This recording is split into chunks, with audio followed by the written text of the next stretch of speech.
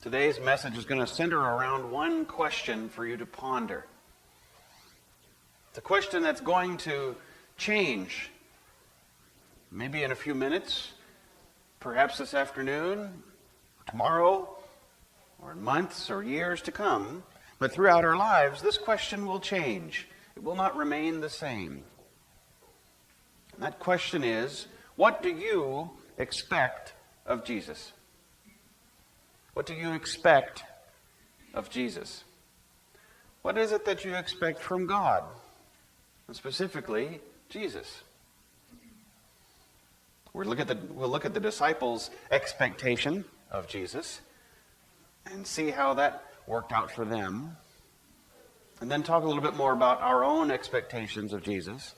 And finally, about Jesus' expectations of us. So let's start first with Jesus, with our expectations of Jesus, and move into the disciples' expectations of Jesus. So, what do you expect, just at the first blush? And I'm asking this question knowing that you haven't had any time to think about it, or any time to prepare. And this may not be a question that you spend a lot of time thinking about, but just off the top of your head, anyone want to call out some one-word answers of what you expect from Jesus? What's that? Forgiveness. Salvation. Nothing. He's already given me everything. All right. Good. Honesty. And was anyone else thinking those answers as well? Yeah, I see a few nodding heads. We all have different expectations of Jesus. That's my point, is that at different times in our lives, we expect different things from God. That is, we look for God to provide us with certain things at different times.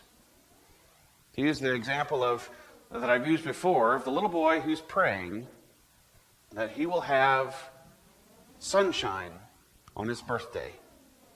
He's having a big birthday party, and all of his friends are coming over, and he wants a sunny day so they can go out and play outside. Meanwhile, in the same county, there's a farmer who is expecting rain and desperately needs it. Which prayer do you think is going to be answered? It's not up to us to decide, is it? No, it's in the Almighty's hands. He's going to provide what we need. Could be that one will get sun and one will get rain, both on the same day. It's been known to happen. Especially in places like this, where if you don't like the weather, you can wait a little while and it'll change. What do you expect from Jesus? We can have the same expectations in the same room, or we all have different expectations in the same place. I see we have some guests out in the narthex. Would some ushers go out and greet them?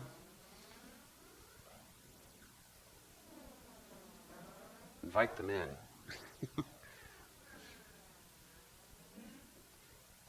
Help them find the nursery, things like that.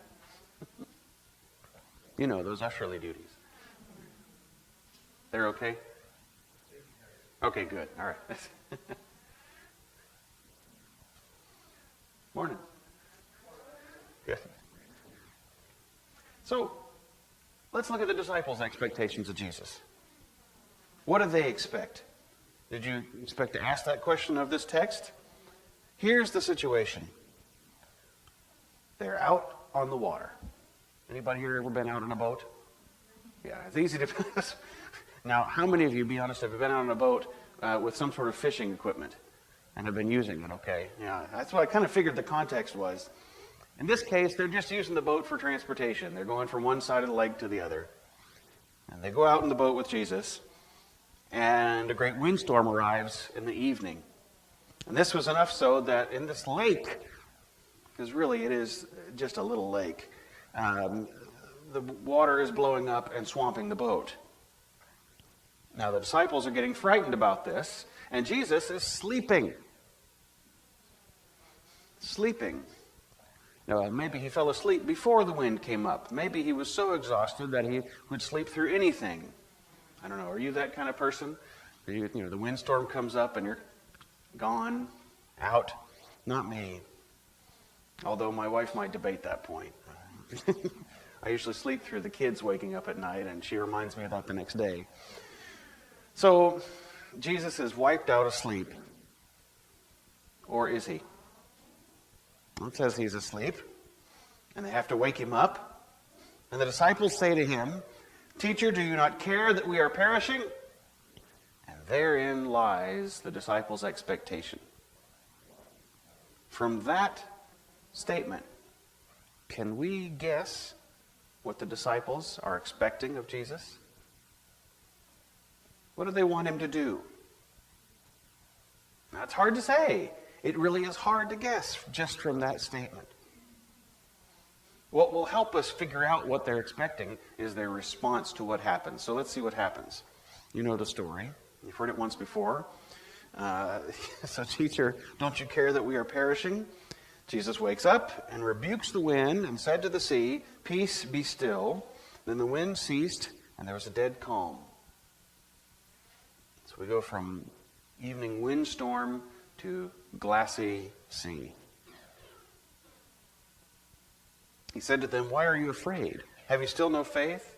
And they were filled with great awe and said to one another, "Who then is this that even the wind and the sea obey him?" So now let's ask this question. Did they expect Jesus to stand up and calm the storm? Probably not. Why? Because they were filled with awe and wondered, who is it that stills the storm? Come on, nobody expects the Spanish Inquisition. And the disciples certainly did not expect Jesus to stand up and still the storm. And yet, that begs the question then, what did they expect from him? Were they bailing water out of the boat? Maybe they expected him to wake up and help them. Here he is sleeping, and the rest of us are doing all the work. Is this a Mary and Martha kind of moment? You know, Martha who's in the kitchen, cleaning and scrubbing and preparing, and Mary who's sitting at the Master's feet? Is this one of those situations? Look at that Jesus back there asleep. I know he's worked hard, but I mean, come on, really, there's a windstorm. He needs to get busy and start working and quit laying around. Fair assumption? Yeah. Or, how can he sleep at a time like this? We're about to die. Shouldn't he be panicking with us? I mean, there's not much room in that boat, but maybe they found a way to run around like chickens with their heads cut off. What were the disciples expecting? What was their expectation? Teacher, do you not care that we are perishing? Now let's look closely at that. Teacher, do you not care? Don't you care that we are dying? Now, even if this statement is an exaggeration for the sake of waking him up and expressing their fear, we get the focus on, do you not care? I thought you cared. How is Jesus expressing to the disciples that he doesn't care? He's sleeping. Obviously, if he cared, he would be awake. We don't know much more than that, what they would expect him to do beyond being awake with them. But this role seems to get reversed in Gethsemane, when Jesus tells the three, "Stay awake and pray with me." And Jesus goes off and prays and sweats like great drops of blood, and then comes back and sees them and says, "Can't you even stay awake for an hour?" Sometimes I wonder, with you 8 o'clock people, that was a joke, get it? Okay. Did they just expect him to be awake? Did they just expect Jesus to be with them in the midst of the struggle, in the midst of the storm? Was his presence enough? Would his alertness to the situation have been enough to calm their fears? Or did they expect him to do more? Sometimes my wife, and I'm sharing this with her knowledge, gets very upset. Man, you understand this perhaps. If your spouse is anything like mine, or you've known someone like this, and women, you might understand it too if your spouse is anything like my wife. All she wants is for me to be there. Have you experienced that before? She doesn't want me to fix it. Doesn't want me to say anything. Doesn't want me to jump up and save the world. Just be there. Okay, but tell me how to be there. What should I do? I need to feel useful. I want to feel like I can fix the situation. I want to solve the problem. I want to make it right. I see you upset. I love you and care for you. What can I do? That's my tendency. Nothing. Just be there. Sometimes we just need Jesus to be there. Sometimes that's our expectation. Jesus, just be there. I think God's pretty good at that. Just being there. Especially at those right times of faith. What was the disciples' expectation of Jesus? We don't know beyond that they expected him to be awake. They expected him to be awake and to care. Teacher, don't you care that we're perishing? Because obviously, if you did, you would be awake and not sleeping in the stern. Because they were filled with awe at what he did. I think it's fair to say that they didn't expect him to stand up and still the storm. They just expected him to be awake with them, to share their concern, to be in the same place that they were. And yet Jesus was obviously in a different place, a different state of mind, and that he felt comfortable enough to sleep in the midst of the storm. So the next question, what was Jesus' expectation of them? And consequently, what is Jesus' expectation of us? So, Jesus stands up, performs a miraculous feat of controlling nature, calms, rebukes the wind, says to the sea, "Peace, be still." Because whose fault was the storm? It was a windstorm, right? So he doesn't rebuke the sea, he rebukes the wind. Stop blowing. Calms the sea. The sea has been turned upside down by this wind. I mean, there's a sermon right there just in that. The wind ceased, and there was a dead calm. And then he said to them, "Why are you afraid? Have you still no faith?" Jesus' expectation of them is simple. Have faith. Have faith. Faith in what? Faith that Jesus is there to perform a miraculous thing whenever we need him?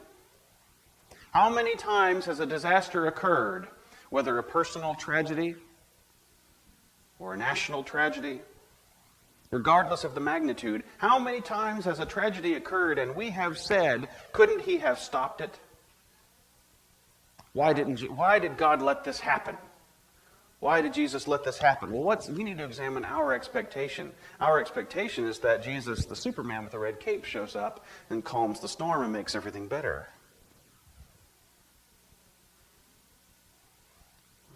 Were the disciples expecting Jesus to still the storm? Maybe, but probably not, because they were surprised when he did it. More often than not, we find ourselves surprised that God has done something miraculous. And sometimes we need to examine our assumptions because we're used to hearing about Jesus showing up and doing the miraculous. We get the highlights of his career in the Bible. We don't get the mundane every day. And then Jesus and his disciples walked 10 miles that day, hardly said anything to each other. The bed they slept on that night was hard. And the next morning they got up and Andrew brushed his teeth. And Peter did this and John did that. We don't get the mundane. We get they're out in the boat and Jesus calms the storm.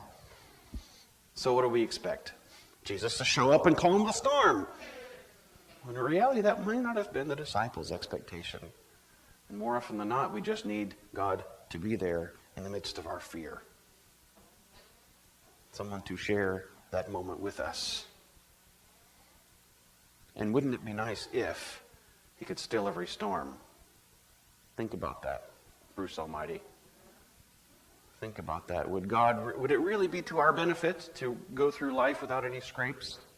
No, of course not. But isn't it wonderful when you have someone with you in life to share in your moments, to put their arm around you and say it's going to be okay when the scrapes do happen? And what does Jesus expect of us? Faith. 365 times it says, don't be afraid. 365 times, one for every day of the year, we get a do not be afraid. And here we have Jesus asking them, why are you afraid? Well, did you not see the windstorm, Jesus? Oh, wait, that's right, you were asleep. Yeah, we had reason to be afraid. You mean our faith is supposed to counter our fear? That faith and fear are opposites? Yeah. Sometimes we get to see Jesus still the storm. Sometimes, I'm sure you can tell me stories of miraculous things that you have experienced, where God has acted in a powerful and nature-defying kind of way. More often than not, our life is filled with moments of faith in which we simply expect God to be there. I find that when we can do that, when I can do that, I'm much more at peace, despite the storms that blow around. I find my center when I sit, when I listen, when I expect that God is there in the midst of the storm. Whether the storm gets calmed or not, that's another matter. But you can expect, you can have faith and believe that Jesus who died for us is Jesus who poured out his Holy Spirit to comfort us, to encourage us, to be with us throughout life's storms. Amen.